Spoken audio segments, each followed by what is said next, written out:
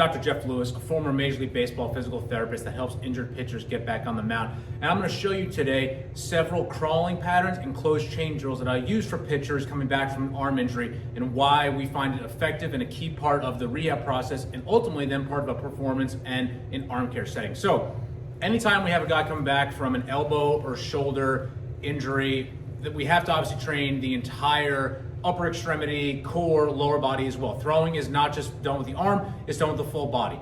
Closed chain movements, so movements where your hands are fixed on the ground or against a stable surface and you're moving your body around it, are very effective for not only one, helping improve terminal extension at that elbow, but also getting great stability at the shoulder. Specifically, when you're in that closed chain position, so you're in essentially like a plank position, or doing drills in that position, you're gonna get really good co-contraction around the shoulder. So what does that mean? That means you're gonna get the rotator cuff that is working essentially from the front and the back to provide good stability and joint centration into that shoulder so it sits, that golf ball sits nice into that tee. You're also gonna get a lot of shoulder blades, scapular stability as well, specifically throughout the serratus anterior, which is another big scapular stabilizer in the overhead position to help take stress off of not only the shoulder, but the elbow. So whenever we're getting ready to start these, especially let's just say it's a shoulder surgery or even an elbow surgery for that matter, there's gonna be a lot of stuff we're doing before this to make sure we are prepared to get them in the push-up or plank position.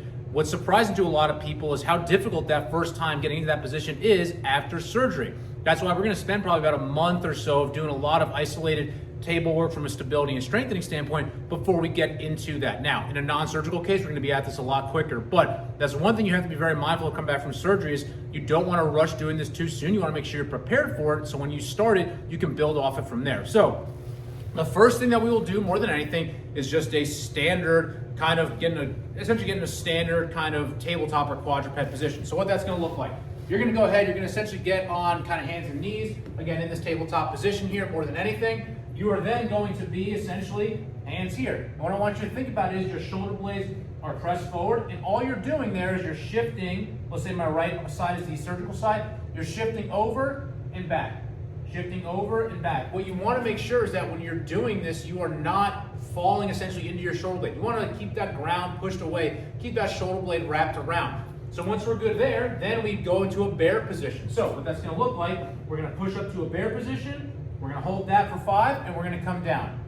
Once we're good in that position, then we're going to go into a traditional push-up position. So with the push-up, we don't want kind of hips and low back sagging down like this. We want everything in a nice solid line. You have a strong glute contraction, pelvis is tucked underneath you, quads are engaged, and your hands are at your shoulder pressed forward.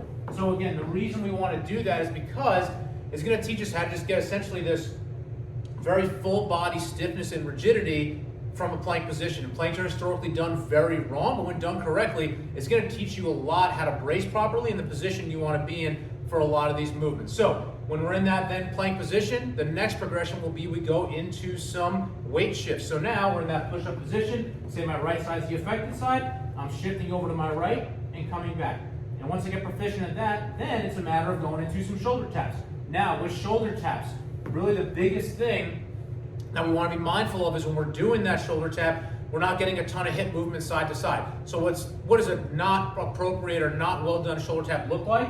It looks like this. If you're tapping and you're coming up off the ground, you can't keep good stiffness and rigidity throughout that core and that lumbopelvic region more than anything. So that's one thing we want to take into consideration.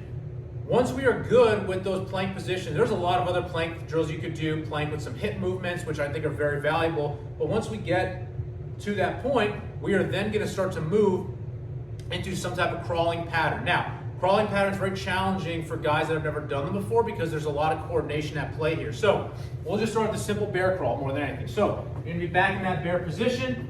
You want to keep a good, essentially, abdominal contraction. You're not over-rounded, you're not over-arched. You keep a good position there. Knees under hips, hands under shoulders. You're going to prop up. Okay, so we start there. And then it's a very small movement. We're not trying to make these big jumps because you're going to get a lot of pelvic movement and sway with that. So you're essentially going up pretty much at like a hand length. So you're going to be in this position here. It's a very small movement. And that's it. And honestly, it's a lot tougher for guys to go in these small movements because it's going to force them to slow it down and focus a lot more on the stability side of things. So that's going forward. Backwards is a lot more challenging for guys. So what I want guys to think about is they're not reaching with their leg, they're more so pushing themselves backwards. That's going to get a lot of good serratus work here from that upper rotation more than anything. And some posterior tilting from a lower trap standpoint as well. So from a backward standpoint, again, this is a lot tougher for guys usually.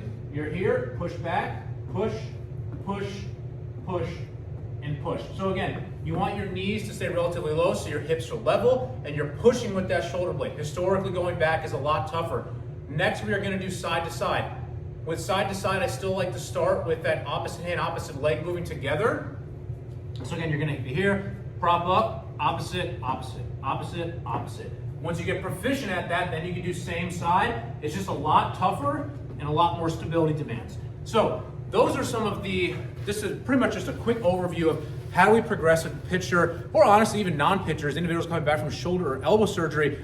How do we progress them from a closed chain standpoint of just getting into that tabletop position all the way to bear crawls? And there's a lot of stuff you can do closed chain. I mean, there are endless things you can do and that I use with patients and athletes, but you need to make sure you have those foundations first more than anything. So if you're coming back from elbow or shoulder surgery, whether you're a pitcher or just an active professional or adult, you have questions on how you can implement this into your rehab, drop your questions below in the comment section and subscribe to our channel for more content like this.